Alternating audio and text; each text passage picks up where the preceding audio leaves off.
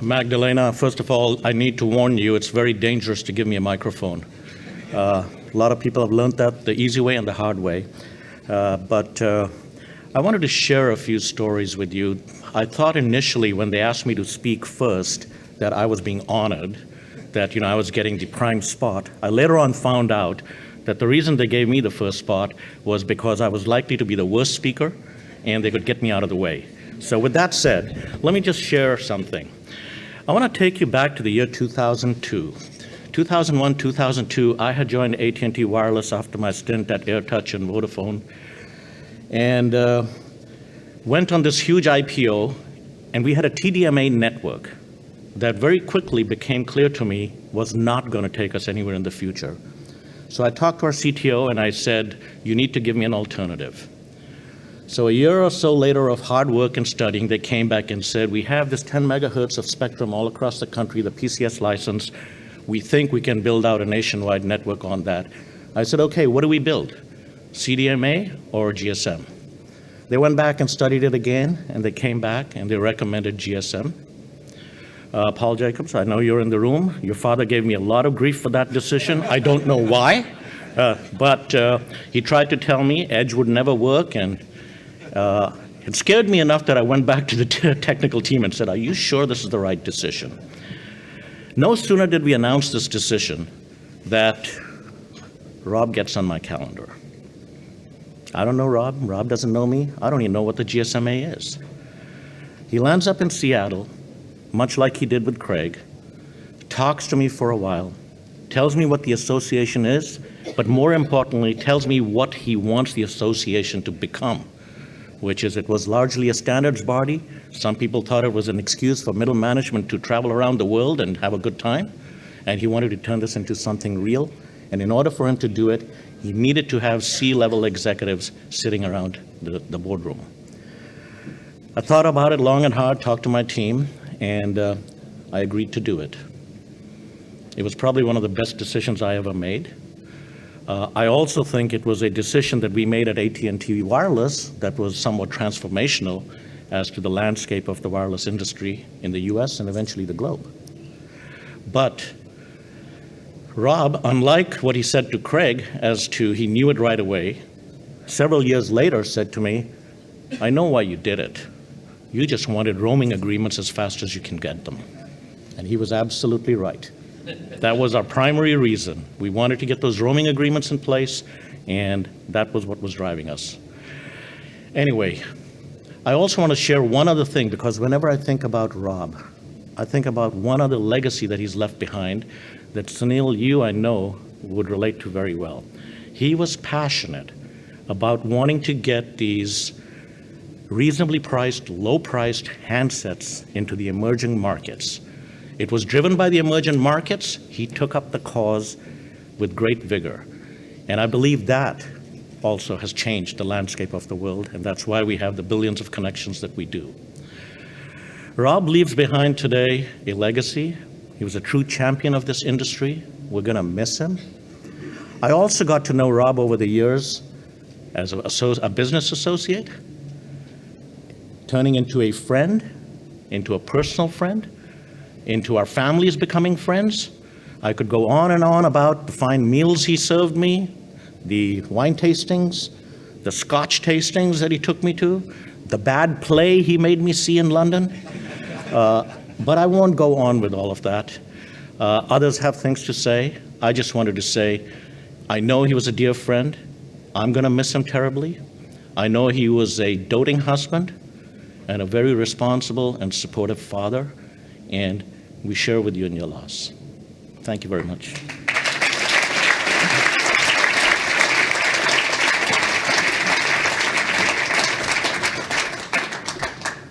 Thank you very much, Mohan.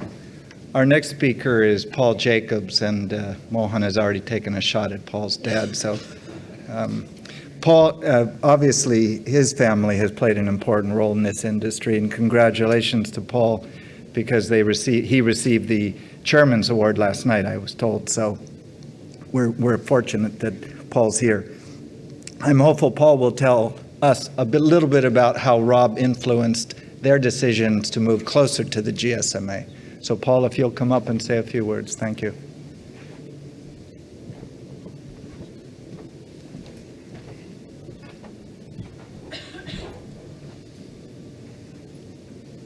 So I was thinking about Rob and just trying to think of kind of a way I would describe him.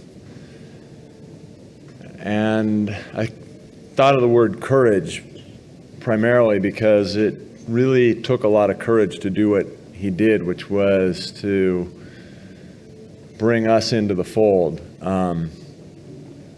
We weren't the most beloved company in the GSMA in the early days, and it was Rob who really reached out and pulled us in and created some incredible friendships for us and incredible partnerships. And that Chairman's Award that I got last night absolutely would not have happened without Rob being there.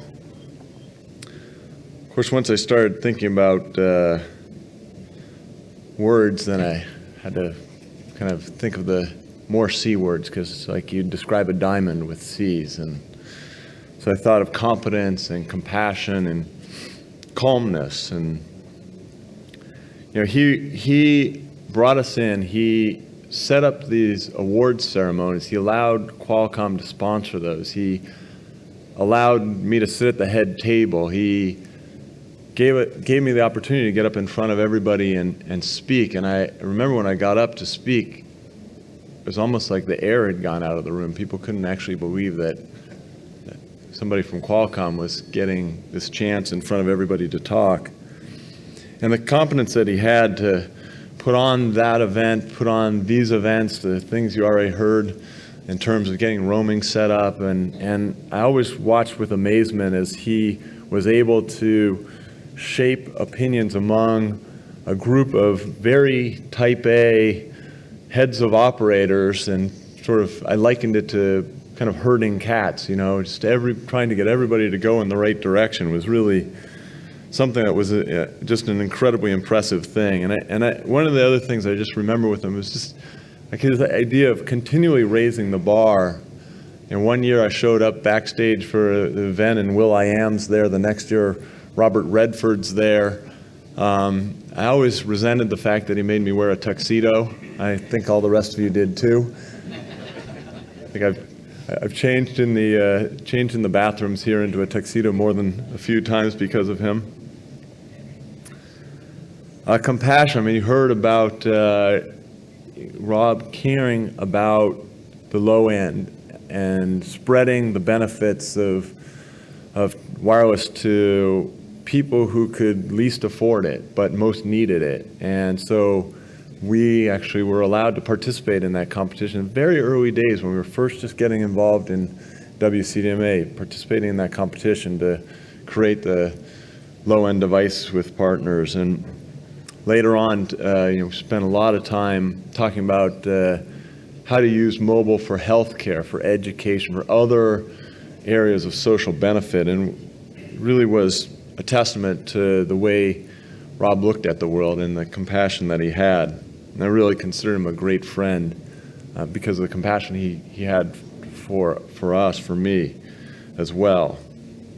And calmness, I think all of you saw that in the way he carried himself, even in these kinds of high pressure events. But I really saw it. And on my way over, I was just kind of looking back over some emails that he and I had conversations towards the very end. And he sent me news. It was November 13th. I got an email from him telling me that he had this condition, this cancer.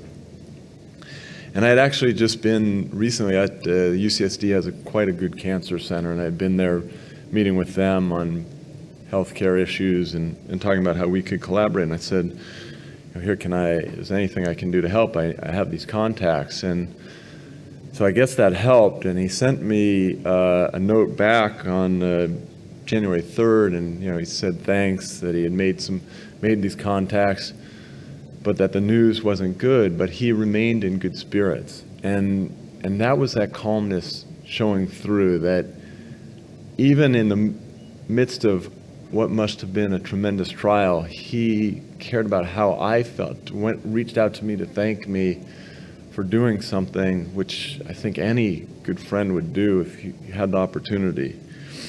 And just to see that he remained in such good spirits up until the end it's very inspiring. And I have to agree, I mean, what a wonderful legacy to leave the world, and to be part of something that created this platform that really is improving so many people's lives. I mean, it's a tremendous thing. He helped a lot of people in the world. He helped me. I'm going to miss him a lot.